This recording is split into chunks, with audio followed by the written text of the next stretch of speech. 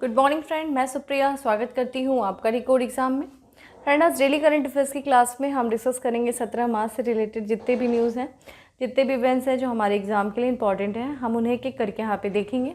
तो आइए दोस्तों स्टार्ट करते हैं आज की क्लास। और आज की क्लास स्टार्ट करने से पहले हम कल के पूछे गए प्रश्नों के उत्तर को देख लेते हैं। कल मैंने आपसे पूछा था कि भारत का एकमात्र राज्य कौन सा है जहाँ पे मगरमच्छों की तीनों प्रजातियाँ पाई जाती हैं। तो देखिए करेक्ट आंसर क्या है, उड़ीसा। और उड़ीसा में एक ज़िला है जिसका नाम है केंद्रपाड़ा जिला। केंद्रपाड़ा जिला देश का ऐसा पहला जिला है, जो एकमात्र ऐसा जिला है जहाँ पे मगरमच्छों की तीनों प्रजातियाँ पाई जाती हैं। और ये तीन प्रजातियाँ देखिए कौन कौन सी हैं। एक सरीसृप मीठे पानी का घड़ियाल जो कि महानदी के सतकोशिया में है। दूसरा देखा जाए तो मगर, जिसे दलदली मगरमच्छ के नाम से जानते हैं वो, जो कि भितनकनिका राष्ट्रीय उद्यान में पाया जाता है। भितनकनिका राष्ट्रीय उद्यान उड़ीसा में है। और तीसरा देखा जाए तो सॉल्ट वाटर क्रोकोडाइल, ठीक है, यानी कि खारे पानी का जो मगरमच्छ है वो, ये तीनों पाए जाती हैं। ये तीन प्रजातियां हैं। और ये तीन प्रजातियां कहाँ पे, एकमात्र ऐसा जिला जहाँ पे तीनों प्रजातियां पाई जाती है, केंद्रपाड़ा जिला उड़ीसा का, ठीक है। ये जिले का नाम याद रखिएगा। और अगर आपसे ये पूछा जाए कि विश्व मगरमच्छ दिवस कब मनाया जाता है, यानी कि वर्ल्ड क्रोकोडाइल डे कब मनाया जाता है, 17 जून को मनाया जाता है, ठीक है। आते हैं आज के सेशन पे और अपने पहले प्रश्न पे चलते हैं। हमारा पहला प्रश्न है कि जर्मन ओपन 2022 में रजत पदक जीतने वाले पहले भारतीय कौन बने हैं। पीवी सिंधु, लक्ष्मण सेन, के श्रीकांत, सानिया नेहवाल। देखिए आपके सामने तस्वीर खुली हुई है। लक्ष्मण सेन जो है जर्मन ओपन में इन्होंने रजत पदक जीता है और रजत पदक जीतने वाले ये पहले भारतीय बने हैं। लक्ष्मण सेन ने badminton world federation series 300 German open 2022 में रजत पदक जीता है, यानी कि सिल्वर मेडल जीता है। और ये सिल्वर मेडल जीतने वाले जर्मन ओपन में पहले भारतीय बने हैं। इनको फाइनल में देखिए किसने पराजित किया है पुरुष एकल फाइनल में, तो थाईलैंड के कुनलावुत विटिडर्शन ने इनको पराजित किया है 18-21 से 15-21 से। और उसके बाद उन्होंने जो है सिल्वर मेडल जीता है। अगर हम जर्मन ओपन की बात करें तो ये एक वार्षिक बैडमिंटन टूर्नामेंट है, ठीक है। जर्मन ओपन ध्यान रखिएगा बैडमिंटन से संबंधित है। बैडमिंटन खेल से कभी कभी प्रश्न ऐसे भी बनते हैं कि जर्मन ओपन किससे संबंधित है, तो बैडमिंटन से संबंधित है। और इसे देखा जाए तो किसके रूप में वर्गीकृत किया जाता है, तो badminton world federation world tour super 300 event के रूप में वर्गीकृत किया जाता है। ये देखिए आपके सामने फाइनल लिस्ट है, अच्छे से देख लीजिएगा। हम लोगों ने पुरुष एकल देखा, महिला एकल यहाँ पे पुरुष डबल दिया है, महिला डबल और मिक्स डबल, ठीक है। आते हैं अपने अगले प्रश्न पे और हमारा अगला प्रश्न है कि निम्नलिखित में से किसे नीदरलैंड में संयुक्त राज्य अमेरिका के दूत के रूप में नामित किया गया है। तो बताइए वहाँ के संयुक्त राज्य अमेरिका के राष्ट्रपति जो बिडेन ने किसे नीदरलैंड के संयुक्त राज्य अमेरिका के दूत के रूप में नामित किया है। पुष्कर लता वर्मा, प्रियंका राधाकृष्णा, सैफ अली राजदान दुग्गल या फिर प्रीति शर्मा। करेक्ट आंसर इस सी है, ठीक है। सैफ अली राजदान दुग्गल इनको नीदरलैंड में संयुक्त राज्य अमेरिका के दूत के रूप में नामित किया। आप इनकी तस्वीर देख सकते हैं। तो अमेरिका सरकार ने, यानी कि वहाँ पे राष्ट्रपति जो बिडेन ने ये निर्णय लिया है, नामित किया है कि यूरोपीय देश है नीदरलैंड, वहाँ पे अमेरिका के राजदूत के रूप में सैफ अली राजदान दुग्गल को नामित किया गया। इंपॉर्टेंट इसलिए क्योंकि सैफ अली राजदान भारतीय हैं और ये जम्मू कश्मीर राज्य से संबंधित है और ये अमेरिका में राजनयिक बनी थी। ये चीज़ ध्यान रखिएगा, ठीक है। आते हैं अगले प्रश्न पे और हमारा अगला प्रश्न है कि हाल ही में प्रधानमंत्री ने किस राज्य में स्थित राष्ट्रीय रक्षा विश्वविद्यालय के भवन को राष्ट्र को समर्पित किया है। गुजरात, राजस्थान, उड़ीसा या फिर मध्य प्रदेश। करेक्ट आंसर इस ए है, गुजरात में स्थित है ये राष्ट्रीय रक्षा विश्वविद्यालय का भवन, जिसको प्रधानमंत्री ने राष्ट्र को समर्पित किया। देखिए आज थोड़ी मेरी आवाज़ डाउन होगी, कारण क्या है, थोड़ा सा मेरी हेल्थ ठीक नहीं है, तो आप कोऑपरेट करिएगा, ठीक है। तो यहाँ पे प्रधानमंत्री नरेंद्र मोदी ने गुजरात की राजधानी गांधीनगर के पास लवड़ गांव में राष्ट्रीय रक्षा विश्वविद्यालय, ठीक है, नेशनल डिफेंस यूनिवर्सिटी के नए भवन को राष्ट्र को समर्पित किया, ठीक है। गांधीनगर में स्थित है जो कि गुजरात की राजधानी है। और यहाँ पे राष्ट्रीय रक्षा विश्वविद्यालय नेशनल डिफेंस यूनिवर्सिटी के नए भवन को राष्ट्र को समर्पित किया है। और इसी दौरान जब उन्होंने इस कार्यक्रम के ही दौरान इन्होंने विश्वविद्यालय के पहले दीक्षांत समारोह को भी प्रधानमंत्री ने संबोधित किया। अगर हम बात करें राष्ट्रीय रक्षा विश्वविद्यालय की, तो ये राष्ट्रीय सुरक्षा और रक्षा के केंद्र के रूप में उभरेगा। विश्वविद्यालय जो कि राष्ट्रीय महत्व का संस्थान है, इसको देखिए इसका संचालन 1 अक्टूबर 2020 से ही किया जा रहा था, जिसको अब जाकर के राष्ट्रपति जी ने, माफ़ करिएगा, प्रधानमंत्री जी ने राष्ट्र को समर्पित किया है, ठीक है।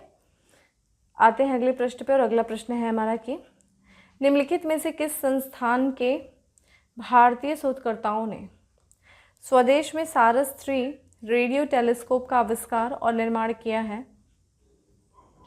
भारतीय विज्ञान संस्थान इसरो, राष्ट्रीय रेडियो खगोल विज्ञान केंद्र, रमन अनुसंधान संस्थान। तो इसका करेक्ट आंसर डी है दोस्तों। रमन अनुसंधान संस्थान जो है भारत, यहाँ के जो शोधकर्ताओं ने स्वदेश में यानी कि स्वदेशी रूप से निर्मित है ये टेलीस्कोप, सारस 3 रेडियो टेलीस्कोप, इसका आविष्कार किया है, इसका निर्माण किया है। तो यहाँ पे रमन रिसर्च इंस्टीट्यूट के भारतीय शोधकर्ताओं ने स्वदेशी रूप से सारस 3 रेडियो टेलीस्कोप का आविष्कार और निर्माण किया है। और इस टेलीस्कोप की बात किया जाए तो ये ब्रह्मांड के आवश्यक सूक्ष्म ग्राहितों तक पहुंचने वाले छोटी से छोटी आवश्यक जानकारी एकत्र करने वाला ये विश्व का पहला टेलीस्कोप या फिर दूरबीन है। देखिए यहाँ के जो रमन इंस्टीट्यूट के जो हैं शोधकर्ताओं ने सारस 3 रेडियो टेलीस्कोप का उपयोग करके एक अध्ययन में कॉस्मिक डॉन, ब्रह्मांड का उद्भव, कॉस्मिक डॉन की अगर बात किया जाए इसका जो समय है दोस्तों वो ब्रह्मांड की जो शुरुआती अवस्था का था। ठीक है, कॉस्मिक डॉन का जो समय है जो ब्रह्मांड का शुरुआती अवस्था, जब पहली बार जो हमारे ब्रह्मांड के तारे हैं या फिर जो हमारी आकाशगंगा है जो अपनी मौजूदगी को दर्ज किया, यही वो कॉस्मिक डॉन का समय है। और ये कॉस्मिक डॉन से एक रेडियो तरंग के सिग्नल की खोज के हालिया दावे का खंडन किया। देखिए एक सिग्नल की खोज का दावा किया गया था अमेरिकी शोधकर्ताओं के द्वारा, जिसका खंडन किया गया है रमन इंस्टीट्यूट के शोधकर्ताओं के द्वारा। ठीक है, यहाँ पे वर्ष 2018 में अमेरिका में एरिजोना स्टेट यूनिवर्सिटी और MIT के शोधकर्ताओं की एक टीम के द्वारा EDGES रेडियो टेलीस्कोप से डेटा का उपयोग करके प्रारंभिक ब्रह्मांड में उभरते तारों से एक सिग्नल का पता लगाया गया था, लेकिन अब इसको खंडित किया गया है। ठीक है, और वहीं अगर हम रमन रिसर्च इंस्टीट्यूट की बात करें तो ये भारत सरकार के विज्ञान और प्रौद्योगिकी विभाग के अधीन एक स्वायत्त संस्थान है। इसकी स्थापना 1948 में भारतीय भौतिक विज्ञान और नोबेल पुरस्कार विजेता सर CV रमन के द्वारा की गई थी। ठीक है, इसलिए इस नाम भी रमन रिसर्च इंस्टीट्यूट, इसका नाम उन्हीं के नाम पे रखा गया है, सर CV रमन के ही नाम पे। और ध्यान रखिएगा ये एक स्वायत्त संस्था है, किसके अधीन? भारत सरकार के विज्ञान और प्रौद्योगिकी विभाग के अधीन ये एक स्वायत्त संस्था है। ठीक है, इंपॉर्टेंट है अपने आप में, काफ़ी ज़्यादा प्रश्न साइंस एंड टेक से संबंधित काफ़ी इंपॉर्टेंट है ये प्रश्न। आते हैं अगले प्रश्न पे, और हमारा अगला प्रश्न है कि कोविड-19 के लिए भारत की पहली स्वदेशी दवा का नाम क्या है? कोविड-19, कोविन-19, विनकोव-19, कोरोविन-19 या फिर हिनकोव-19। करेक्ट आंसर इज बी है, विनकोव-19। ये भारत की पहली स्वदेशी दवा है। ठीक है, कोविड-19 से संबंधित। तो भारत ने विनकोव नाम का एक कोविड-19 के इलाज के लिए जो है स्वदेशी रूप से दवा विकसित की है। ध्यान रखिएगा नाम क्या है? विनकोव। इसको देखिए बनाने में किसने किसने सहयोग किया है? तो CSIR centre for cellular and molecular biology और VNIS बायो प्रोडक्ट और हैदराबाद विश्वविद्यालय ने इस दवा को यानी कि विनकोव-19 दवा को बनाने के लिए सहयोग किया था। ठीक है, अगर हम CSIR centre for cellular and molecular biology की बात करें तो ये हैदराबाद में स्थित है और ये एक भारतीय मौलिक जीव विज्ञान अनुसंधान संस्था है और इसकी स्थापना 1 अप्रैल 1977 को एक अर्ध स्वायत्त केंद्र के रूप में किया गया था। ठीक है, चीज़ तो भारत के द्वारा जो है पहली स्वदेशी रूप से जो है दवा जो विकसित की गई है कोविड-19 के इलाज के लिए, उसका नाम क्या है? विनकोव-19 है। और ये किसके किसके सहयोग से विकसित किया गया है, ये चीज़ ध्यान रखिएगा। आते हैं अगले प्रश्न पे, और हमारा अगला प्रश्न है कि निम्नलिखित में से किस राज्य सरकार ने डिजिटल भूमि दस्तावेज की डोर स्टेप डिलीवरी करने की योजना बनाई है? Uttar Pradesh, Odisha, Bihar, Assam. Correct answer C है, बिहार सरकार ने डिजिटल जो है भूमि दस्तावेज की डोर स्टेप डिलीवरी शुरू करने की योजना बनाई है। तो बिहार राज्य सरकार ने खतियान और मानचित्र सहित डिजिटल भूमि दस्तावेज की डोर स्टेप डिलीवरी शुरू करेगी बिहार सरकार। और जो कि अगर हम बात करते हैं खतियान क्या होता है? एक दस्तावेज है जो कि कब्जा निर्धारित करने के लिए भूमि की पहचान के लिए खतियान एक दस्तावेज है। ठीक है, बिहार देखिए ऐसा पहला राज्य होगा देश का जहाँ पे डिजिटल भूमि दस्तावेज की डोर स्टेप डिलीवरी की सुविधा मिलेगी। ठीक है, तो अब जब वहाँ के जो लोग हैं उस राज्य के, तो उन्हें अब ज़मीन से जुड़े किसी भी दस्तावेज के लिए सरकारी दफ्तर या कर्मचारी के पीछे अब नहीं दौड़ना होगा। अब उनको हर जो है ज़मीन से संबंधित जो भी दस्तावेज होंगे आम आदमी को घर पे बैठे ही ऑनलाइन वो उपलब्ध हो जाएंगे। ठीक है, यही चीज़ इसका मेन उद्देश्य है। अगर हम चूँकि बिहार की बात करें तो राजधानी क्या है? वहाँ पटना है और यहाँ के जो गवर्नर हैं बिहार के, फागू चौहान यहाँ के गवर्नर हैं। मुख्यमंत्री यहाँ पे नीतीश कुमार हैं वर्तमान में। ठीक है, अगला प्रश्न है कि निम्नलिखित में से किसे दूरसंचार विवाद निपटान और अपीलीय न्यायाधिकरण के अगले अध्यक्ष के रूप में चुना गया है? मुकुल सिंह, विनोद दुबे, अजीत मिश्र या फिर DN Patel. Correct answer is D है, DN पटेल को दूरसंचार विवाद निपटान एवं अपीलीय न्यायाधिकरण के अगले अध्यक्ष के रूप में चुना गया है। तो केंद्र सरकार ने दूरसंचार विवाद निपटान एवं अपीलीय न्यायाधिकरण के अगले अध्यक्ष के रूप में, ये देखिए, ये दिल्ली उच्च न्यायालय के ये मुख्य न्यायाधीश हैं जिनका नाम है धीरूभाई नारायण भाई पटेल, इनकी नियुक्ति की है। ठीक है, न्यायाधीश DN पटेल यानी कि धीरूभाई नारायण भाई पटेल की जो नियुक्ति है, ये वर्तमान में किसका स्थान लेंगे? तो इस समय देखा जाए तो TD सेट के जो अध्यक्ष हैं वर्तमान में, वो न्यायाधीश शिव कीर्ति सिंह हैं, उन्हीं का स्थान DN पटेल लेंगे, न्यायाधीश DN पटेल। और ये न्यायाधीश कहाँ? ये दिल्ली उच्च न्यायालय के ये मुख्य न्यायाधीश हैं धीरूभाई नारायण भाई पटेल। ठीक है, इनकी जो नियुक्ति होगी वो 4 साल के लिए होगी या फिर अगले आदेश तक ये नियुक्त रहेंगे, जो भी पहले होगा। ठीक है, तो इसके अध्यक्ष के रूप में, यानी कि telecom dispute settlement and appellate tribunal के अध्यक्ष के पद पे ये नियुक्त करेंगे। अगर हम DD सेट की बात करें तो इसकी स्थापना वर्ष 2000 में हुई थी, मुख्यालय देखिए नई दिल्ली में। ठीक है, माफ करिएगा।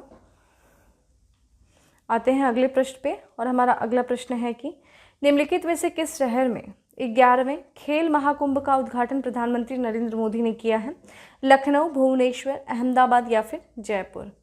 करेक्ट आंसर इज सी है, अहमदाबाद में किया गया है। ठीक है, 11वें खेल महाकुंभ का उद्घाटन प्रधानमंत्री नरेंद्र मोदी जी द्वारा किया गया है गुजरात के।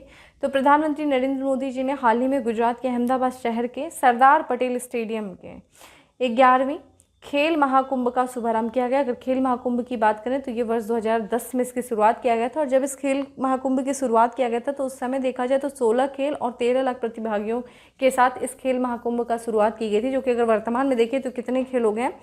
36 सामान्य खेल हैं और 26 पैरा स्पोर्ट्स जो है इसमें शामिल किए गए इस खेल महाकुंभ में। ठीक है, अगला प्रश्न हमारा, निम्नलिखित में से किस राज्य ने देश का पहला बाल बजट, ठीक है, चाइल्ड बजट पेश किया है? Madhya Pradesh, Kerala, Gujarat, Odisha? Correct answer is A है, मध्य प्रदेश जो सरकार ने देश का पहला बाल बजट पेश किया है, चाइल्ड बजट। तो मध्य प्रदेश सरकार ने पहली बार अपनी वार्षिक वित्तीय योजना के हिस्से के रूप में बाल बजट, ठीक है, चाइल्ड बजट पेश किया है, और इस बजट में सरकार ने लगभग 200 योजनाओं के लिए 57,803 करोड़ रुपए आवंटित किया है। कितनी योजनाओं के लिए? 220 योजनाओं के लिए। इसमें देखा जाए तो 18 वर्ष से जो कम आयु के बच्चों के लिए शिक्षा सहित 17 विभागों के तहत लागू किया जाएगा। ठीक है, इसमें 18 वर्ष से कम आयु के जो बच्चे होंगे उसमें शिक्षा से और साथ साथ जो 17 विभाग हैं उनमें लागू किया जाएगा। इन विभागों में महिलाएं और बच्चे हैं, स्कूल शिक्षा, खेल, आदिवासी कल्याण जो है शामिल है। अगर हम बाल बजट की बात करें तो ये देखिए, यह सुनिश्चित करेगा कि राज्य के बच्चों का भविष्य उज्जवल हो। इस बजट के जो है यह बजट सरकार को शिशु मृत्यु दर, कुपोषण सहित बाल उन्मुख योजनाओं से निपटने में सक्षम बनाएगा। ठीक है, तो जितने भी जो वहाँ पे जो बच्चे हैं उनसे संबंधित जो समस्याएं हैं उनसे निपटने में ये बजट सक्षम बनाएगा राज्य सरकार को। अगर वहीं बात करें मध्य प्रदेश सरकार की, तो इस वर्ष उसने वित्तीय बजट 2022-23 के लिए अपना बजट जो है पेश किया है। ठीक है, ये देखिए आपके सामने भारत का मैप खुला हुआ है। अगर हम बिल्कुल सेंटर में देखें तो यहाँ से देखिए मध्य प्रदेश आपको दिख रहा है। मध्य प्रदेश पूरी तरीके से चारों तरफ से देखा जाए तो राज्यों से घिरा हुआ है, जिसमें से अगर हम उत्तर देखें तो उत्तर प्रदेश से इसकी सीमा लगती है, छत्तीसगढ़ से, ठीक है, महाराष्ट्र से, इधर गुजरात से, और इधर राजस्थान से मध्य प्रदेश की सीमा लगती है। मध्य प्रदेश की राजधानी भोपाल है, मुख्यमंत्री शिवराज सिंह चौहान है, और अगर हम राज्यपाल की बात करें तो मंगू भाई छगन भाई पटेल जो हैं वो यहाँ के राज्यपाल हैं। ठीक है, आते हैं अंतिम प्रश्न पे, और हमारा अंतिम प्रश्न है कि हाल ही में किस राज्य में अडावी ट्राइबल ब्रांड लॉन्च किया गया है? Tripura, Assam, Karnataka, Kerala? Correct answer is D है, केरल में जो है अडावी ट्राइबल ब्रांड लॉन्च किया गया है। तो केरल के नीलांबुर से वन उत्पादों का एक नया ब्रांड लॉन्च किया गया। जो वन उत्पाद होते हैं उनके लिए एक नया ब्रांड जो है वो लॉन्च किया गया है केरल के नीलांबुर से। और नीलांबुर जो है आदिवासियों द्वारा एकत्र किए जाने वाले वन उपज, यानी जैसे कि जो जंगली शहद का विपणन अब अडावी ब्रांड के तहत किया जाएगा। तो जितने शहद होंगे उनकी जो मार्केटिंग की जाएगी वो अडावी ब्रांड के तहत की जाएगी। ठीक है, और इसको देखा जाए ये जो ब्रांड लॉन्च किया गया है वो national bank for agriculture and rural development और जन शिक्षण संस्थान ने संयुक्त रूप से नीलांबुर में आयोजित एक आदिवासी उत्सव में इस ब्रांड को, अडावी ब्रांड को लॉन्च किया। ठीक है, तो जन शिक्षण संस्थान के द्वारा और national bank for agriculture and rural development के द्वारा जो है इसको लॉन्च किया गया। कमेंट बॉक्स में बताइए, चूँकि हमने बात किया कि जंगली शहद, आप मुझे बताइए कि विश्व मधुमेह दिवस किस वर्ष किस तारीख को मनाया जाता है, और साथ ही साथ मुझे बताइए नाबार्ड की स्थापना किस वर्ष हुई थी और इसका हेडक्वार्टर कहाँ पे है, वो मुझे कमेंट बॉक्स में आंसर करिए, ठीक है। तो इस तरीके से था दोस्तों आज का हमारा करेंट अफेयर्स। अब हम आ जाते हैं, उसके पहले थोड़ा सा केरल से संबंधित कुछ महत्वपूर्ण तथ्यों को देख लेते हैं। केरल देखिए, केरल की जो स्थापना हुई थी वो हुई थी 31 अक्टूबर 1956 में हुई थी। राजधानी तिरुवनंतपुरम है और यहाँ के जो वर्तमान मुख्यमंत्री हैं वो पिनरई विजयन जो है वो यहाँ के मुख्यमंत्री हैं, और राज्यपाल आरिफ मोहम्मद खान जो है यहाँ के राज्यपाल। कुछ अन्य तथ्य भी दिए हैं, जैसे यहाँ से संबंधित प्रश्न पूछा जाता है कि केरल का प्रमुख नृत्य देखिए मोहिनी अट्टम है, कथकली है, कोलकली है, कुदियत्तम है, या फिर और अंतिम देखिए थिरुवथिराकाली जो है, ये सब यहाँ के प्रमुख नृत्य हैं। ये ऐसे जो स्टैटिक्स वाले जो प्रश्न हैं, ये सब डायरेक्ट वाले प्रश्न आपसे जरूर एग्जाम में पूछे जाते हैं, तो कुछ विशेषकर कुछ राज्यों से जरूर पूछे जाते हैं, जैसे आंध्र प्रदेश, तमिलनाडु, उत्तर प्रदेश, इनके जो नृत्य हैं ये पूछे जाते हैं, तो थोड़ा थोड़ा शामिल करते रहेंगे ताकि कुछ आपका रिवीजन भी होता रहे। अब आ जाते हैं क्वेश्चन ऑफ द डे में, और क्वेश्चन ऑफ द डे में हमारा प्रश्न है कि भारत और एशिया का पहला राष्ट्रीय डॉल्फिन अनुसंधान केंद्र नेशनल डॉल्फिन रिसर्च सेंटर कहाँ स्थापित किया जाएगा, ठीक है। कमेंट बॉक्स में आंसर करिए, ठीक है। तो इस तरीके से था दोस्तों आज का हमारा करंट अफेयर्स, जिसकी देखा जाए PDF जो है वो आपको टेलीग्राम ग्रुप पे मिल जाएगा, जिसका लिंक आपको डिस्क्रिप्शन बॉक्स में दिया हुआ है। बाकी सेशन अच्छा लगा हो तो लाइक करना नहीं भूलें, ज़्यादा से ज़्यादा लोग को शेयर करें, और चैनल पे पहली बार आए हैं तो सब्सक्राइब करना नहीं भूलें। फिर मिलते हैं नेक्स्ट सेशन में, तब तक के लिए bye, have a good day, stay safe and stay happy.